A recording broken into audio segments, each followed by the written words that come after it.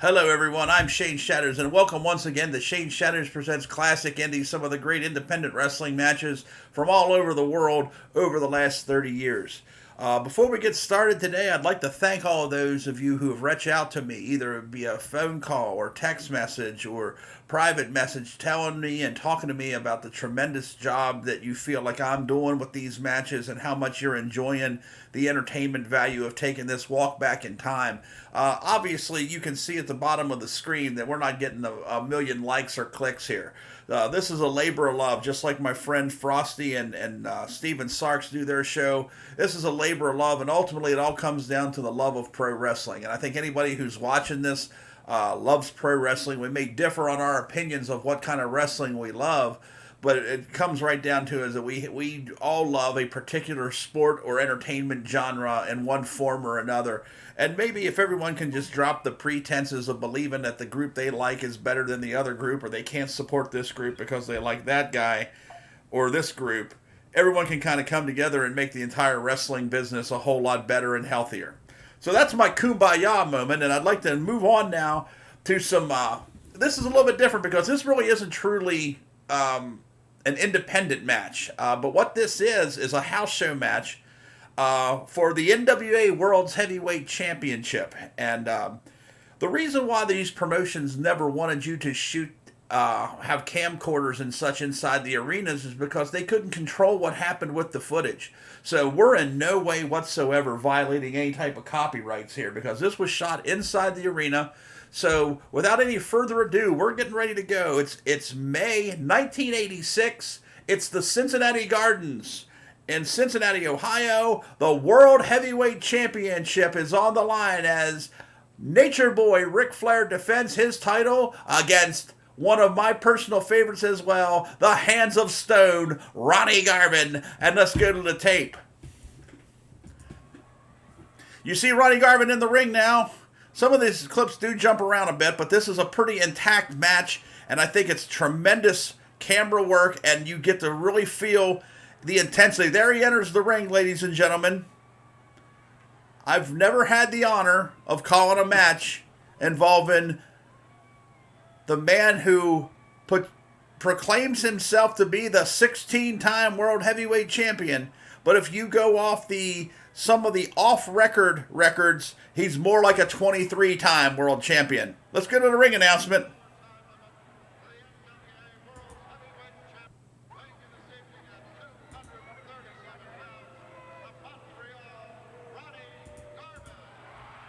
Ladies and gentlemen, this may have been the toughest man I ever met face-to-face in wrestling other than Wahoo McDaniel. Ronnie Garvin was tough as shoe leather. Woo! Nobody watching this program, I'm sure, needs for me to speak about the platitudes of the man that you're looking at in the center of your screen. Ric Flair is in so many ways the wrestling god. Remember, this is probably being shot on a beta or VHS camcorder. This is in the very early days of camcorders, of handheld home recording devices.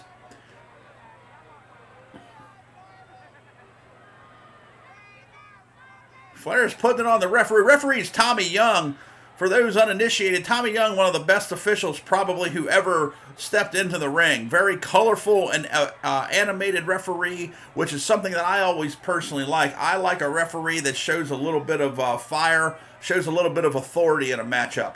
I think that's important. I think it's one of the things that's lost in today's current wrestling scene, where the referees are kind of standing off to the side because no one ever tries to enforce any rules because we're not supposed to believe that there are any rules to enforce. But Ronnie Garvin right now taking it from Tommy Young. They're examining the broken hand. Earlier that spring, Garvin's hand was broken by Flair's Four Horsemen stablemate Tully Blanchard and the manager J.J. Dillon. But the way the NWA during this period of time, the Jim Crockett Promotions era, is there was usually several different interceding or crossing rivalries. During the ensuing weeks and months here during the summer of '86, Ric Flair during the Great American Bash Tour would face no less than 15 different challengers at Great American Bash events, Ronnie Garvin being one of them. Ronnie Garvin was one of his Flair's top challengers, and ultimately down the line, Ronnie Garvin in Detroit, Michigan in September of 1987 upended the Nature Boy Ric Flair for the title. Psychologically, Flair playing games here, hasn't taken off the belt yet, but he's definitely upsetting Ronnie Garvin.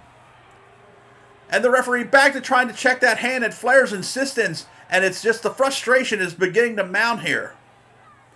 This is top-notch video footage, in my opinion. I love to bring these type of matches to you because of the close-up nature. You're right inside the ring. You're right there. Flair's finally got the belt off, and once again, the video recording is stopping and starting in points because the old batteries on these camcorders were not known to last much more than an hour and a half to 2 hours max, and there have been some matches before and after this particular one. And the bell is gone here now, and the World's Heavyweight Championship is on the line in Cincinnati, Ohio, as Ronnie Garvin is going to take his shot at immortality. Collar elbow tie-up, and one of the things I think you're going to find about these two men is these two guys will beat each other absolutely raw. Oof. Bam. And Garvin fires back. Those overhand chops are no joke. No joke whatsoever. Ronnie Garvin, a noted tough guy, born in Montreal, Quebec, Canada.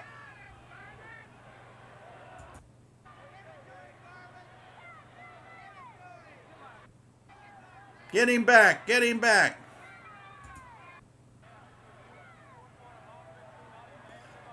The early going, as we have mentioned, there is some skipping, but I think as we get deeper into the match, I think they saved the bulk of the battery for the bulk of the match. I think here in the early going, there's a little bit of skipping around, and I hope that doesn't bother anybody.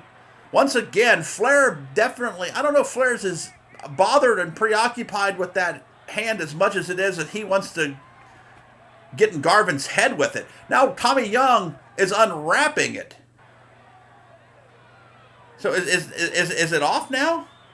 We're going to see here in a minute as we get a little bit closer back to the action. Another collar elbow tie-up. Back into the corner once more. Tommy Young trying to break him out of the corner, trying to get in there between them, but now they're holding on.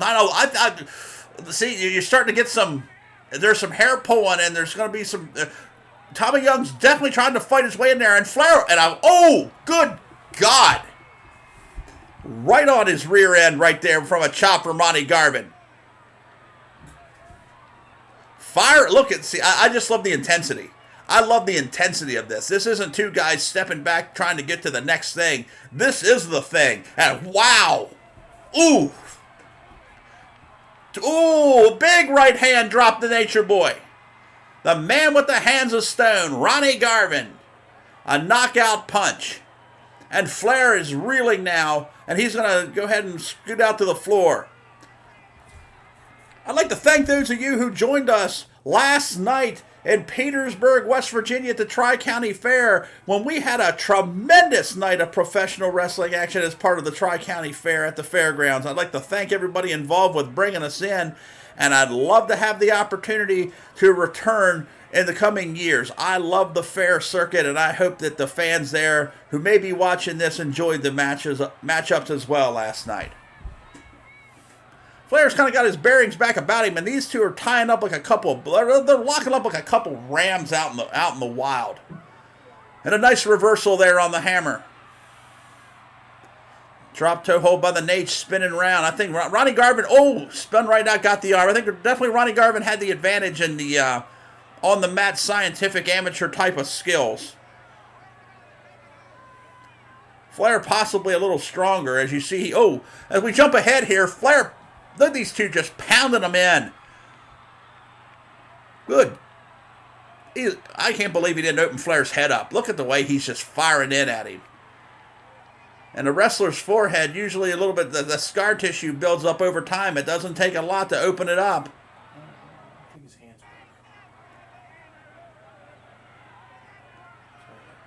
broke. Well, that definitely was. Then they made him take off the tape, which, maybe changes the advantage here, but good Christ. Something's going to happen. Fired him in. Big backdrop on the champ.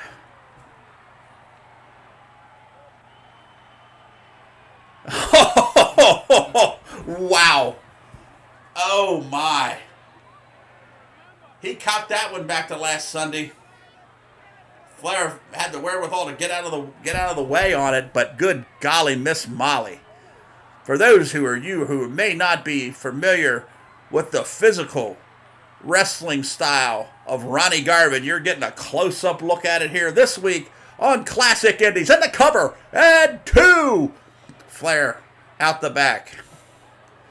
Skipping ahead here a little bit, back into the standing position here along the ropes.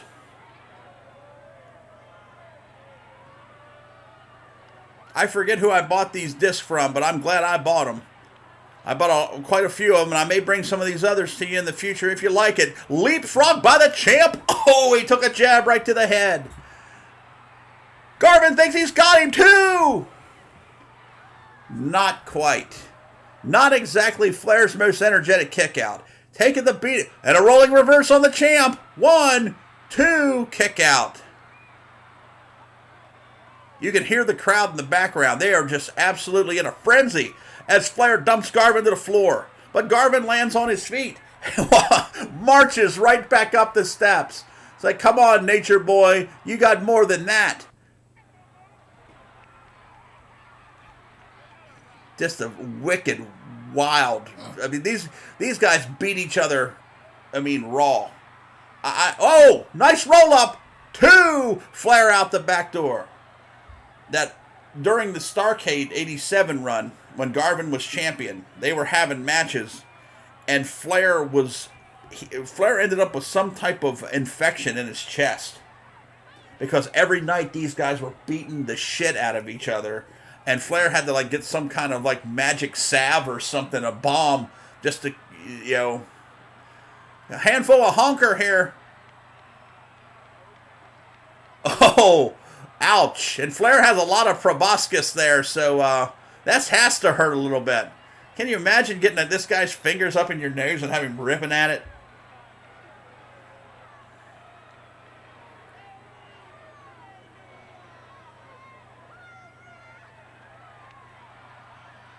Ooh, thumb to the eye. The old classic. Look at this. They're ripping hide off each other. This is just, I don't know what you think, but I love this kind of stuff. To me, this is as authentic as anything you're going to see.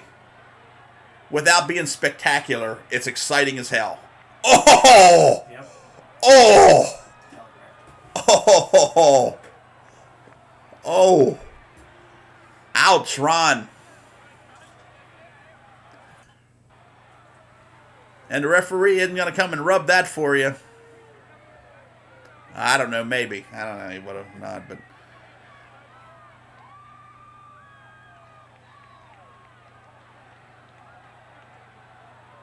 Uh-oh. Flair got him out of position. Now, understand also, fans, that punches of this type are supposed to be illegal in the context of 1980s wrestling.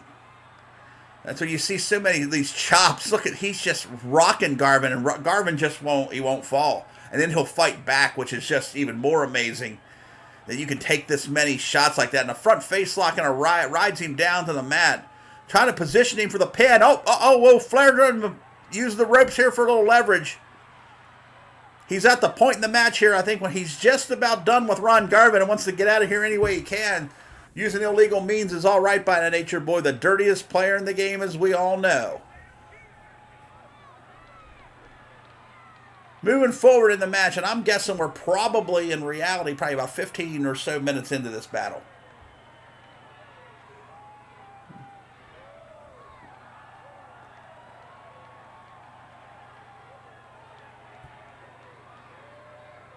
They Flair back to it, that front face lock and a ride down. Now trying to use the ropes again. Of course, it clearly didn't work. Now his frustration is starting to kick a little bit, and he's pushed referee Tommy Young. I don't think it's going to bother Ric Flair much to have been disqualified under ordinary circumstances. But at one point or another, sometimes pride takes over.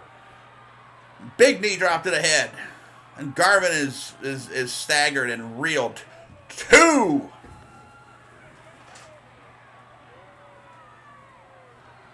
Very special matchup I wanted to bring to you here just because, well, I think it's a very intense, exciting match, and I look back into the past, a match that's probably never been seen on the worldwide interwebs, and now you're going to get your opportunity to see this match and maybe some of the others in the coming weeks as the independent classic indies here slightly deviates from its formula, but bringing you live house show matches never before seen. Oh, Garvin didn't land on his feet that time. That was a rough fall. That was a rough fall indeed. Flair's very pleased with himself. Garvin's staggering back to his feet now. You're not going to beat Ron Garvin that way. You're just not. Oof. Oh, my God.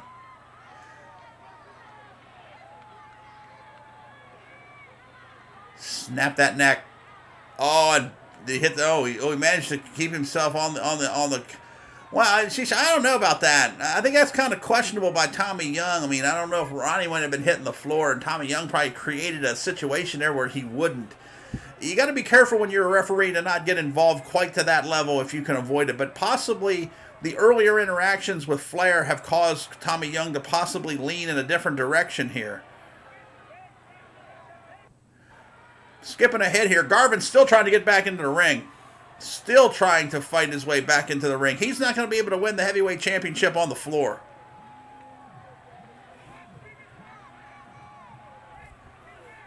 Is Flair biting him?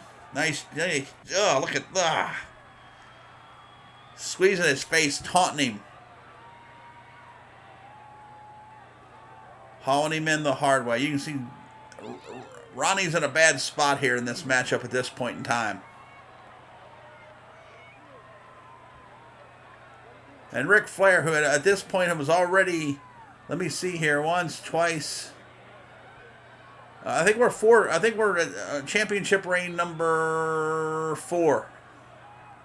May of 1986. Garvin's kind of doing what his version of the Hulk up. He's just bouncing back.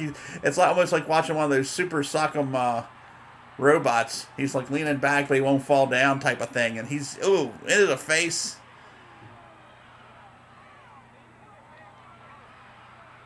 Ronnie had worked on both sides of the fence all over the country and all over the world by that point. He was no stranger to breaking a rule. And now he's got the advantage, and he's firing them in. And the Nature Boy takes a half step back and keeps coming forward, but good God almighty, dropped him with a right. Oh, he hit him so hard. That hand is starting to affect him. Now is he going to give him 10 in the corner?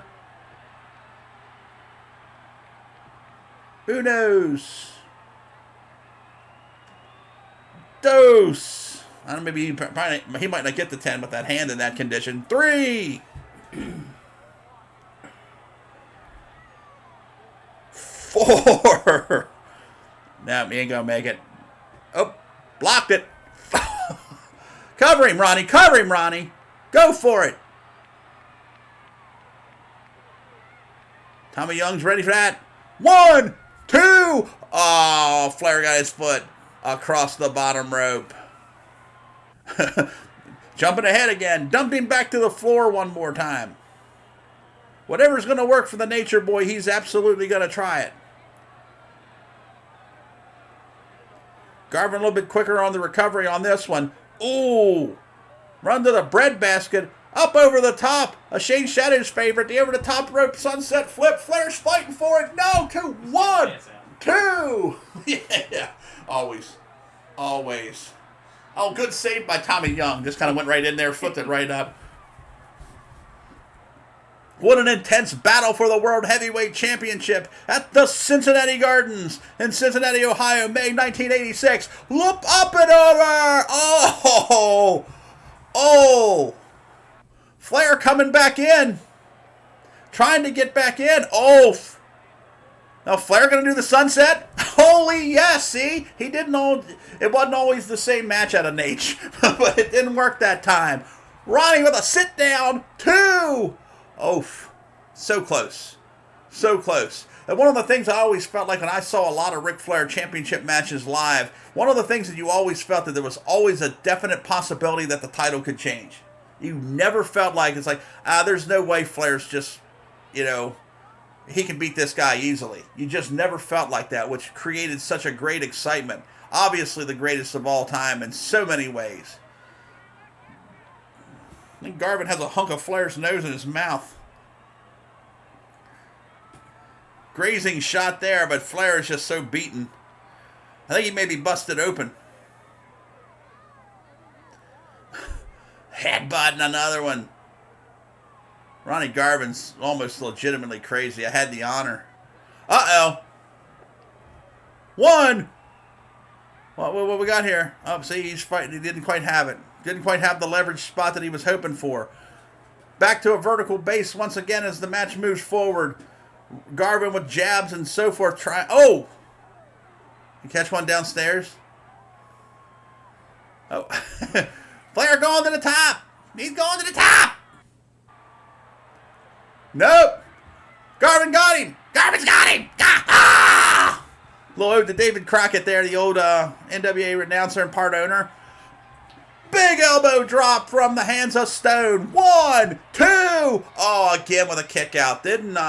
Didn't secure the back door, so to speak. Didn't hook that leg. Flair is definitely bleeding. And Garvin is definitely pounding the consciousness out of the champion. My God. I forgot how good this was. I knew this was a good match. I forgot how good this was. Oh. Face first down. And you can hear the stir in the background. These people think that they're about to see the championship change hands.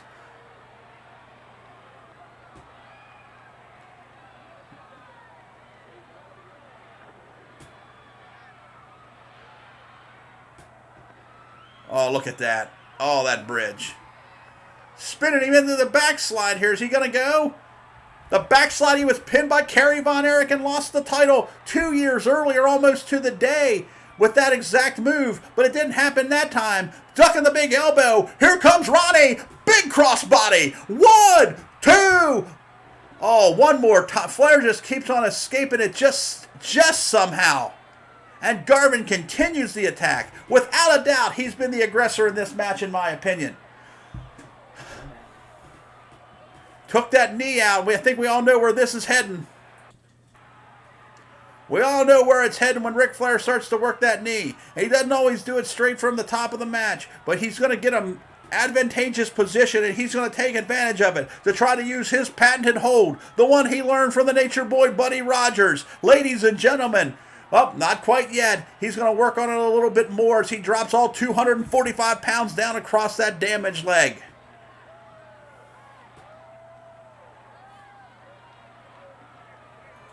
Here it comes. Skipping ahead, figure 4. He's got it. But Garvin got to the ropes. Garvin immediately got to the ropes. But he still was not able to get back to his feet at this point.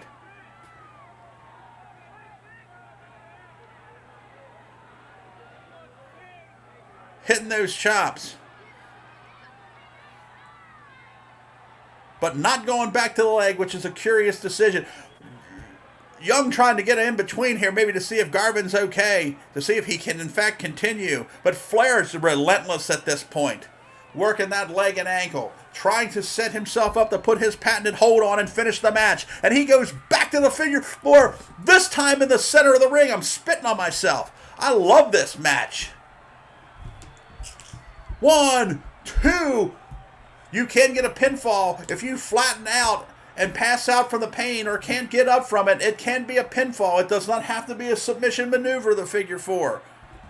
Thus why Tommy Young is back there behind where Garvin is to see if his shoulders stay on the mat for a 3 count. And Flair's wrenching up on the leg.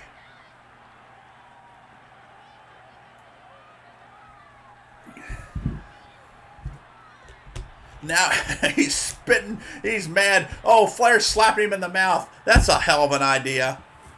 Not exactly a great strategy by the Nature Boy to stir this guy up. And Ronnie Garvin's fighting his way through it here to try to reverse the pressure of this hold so he can get the pressure off of his leg onto Flair's leg and get out of this. And he's done it. He's done it. You see that push-up position there. Flair rolled it back in. Now he's going to crank on the ropes a little bit to try to get a little bit of damage before Young forces the break. Good golly, Miss Molly, I'm glad I did this match. This is outstanding. Going back to the leg one more time here with that atomic drop across the knee. Oof. Oh, but on his way down, Garvin landed another punch. Is he going to crawl over? Can he crawl over? Can he cover him? Flair hadn't moved. Garvin with the cover. 1, 2.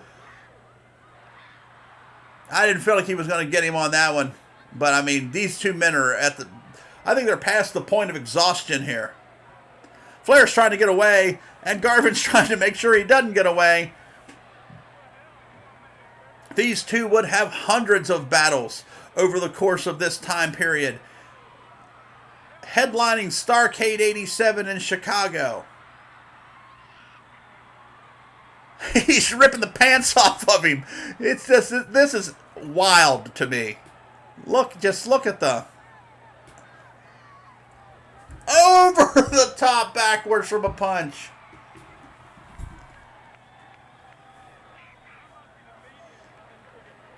He's like an animal. Ronnie Garvin is like an unleashed wild animal chasing after his prey. And Flair is trying to get away, and he's just not succeeding. He just relentless attack by Ronnie Garvin, who, for the record, is one of the nicest guys you'll ever meet in wrestling. And had the honor of working with him 7 or 8 years ago. He was a special guest referee. Obviously, he's long past retired, but super nice guy. And he actually gave me one of his monogram towels, the one that he always used to carry to the ring with his initials on it. I think we're done here. I think that the referees had to count these two men out. Let's hold on a second, get the official. Yes. Double count out here in Cincinnati. Flair retains the title. As you see him trying to limp away, bloodied and beaten. What a wild one. Good Lord, he's lucky to get out alive, much less with the championship. And Garvin just standing there just ready for him. Just said, come on back, Nate. Come on back. Is he going to come back?